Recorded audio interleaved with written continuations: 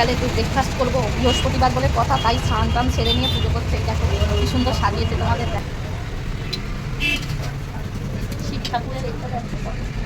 তো প্রিয়ার পুজো করা হয়ে গেছে, এখন দুজনে একটু খেয়ে নেবো, ব্রেকফাস্ট করে নেবো। তো পরোটা এনেছিল আর সঙ্গে ও দারুণ একটা চা করে দিল, মানে ওর হাতের চাটা আমার এর আগেও খেয়েছি, খুবই ভালো লাগে ওর হাতের চা।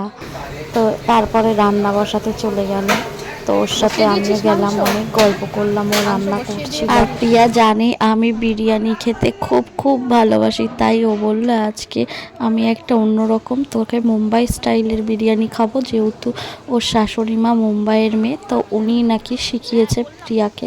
তো তার জন্য সত্যি বিরিয়ানিটা তো অসাধারণ হয়েছিল, আমাদের এখানকার বিরিয়ানির থেকেও আমার খুব ভালো লেগেছে। আর দেখো বাইরে গাছপালা কি সুন্দর ভর্তি, আমাদের পাড়াতে তো গাছপালার কোনো বালাই নেই, গাছ কেটে সব বড় বড় বাড়ি করে নিচ্ছে, তাই এই রকম একটু আধটু মানে রান্না করতে করতে সবুজ প্রাকৃতিক দেখতে খুবই ভালো লাগে।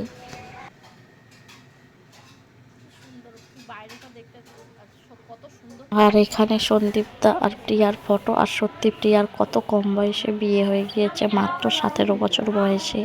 তো এই যে আমের আচার হবে, আমি তো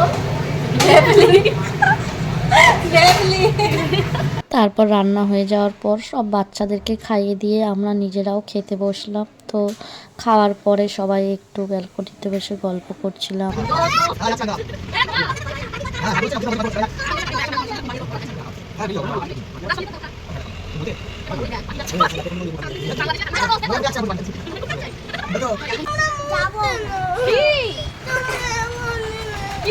পরে বিকাল বিকাল আমরা একটু ঘুরতে বেরালাম, তো আমরা হ্যাপি ভ্যালিতে গিয়েছিলাম, গিয়ে ঘুরতে গিয়েছি, আর দু একটা রিলস করব না, একটু রিলস করেই নিলাম।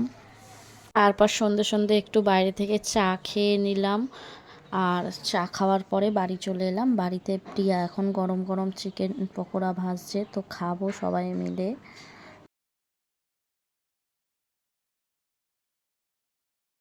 অবস্থা দেখো দেখো দেখো কোথায় গিয়ে গেম দেখছে, দেখো দেখো অত কাছ থেকে টিভি দেখতে নেই, অত কাছ থেকে টিভি দেখতে নেই, তুমি এখানে বসো, দেখো এখানে বসো, বসো তোমার সঙ্গে একটু পিঙ্কি মাসিকে ভালোবাসো কতটা, অনেক। আজকে স্কুল গেলে না, ছুটি তোমাদের ক্লাস 1 থেকে ছুটি, তাই তো?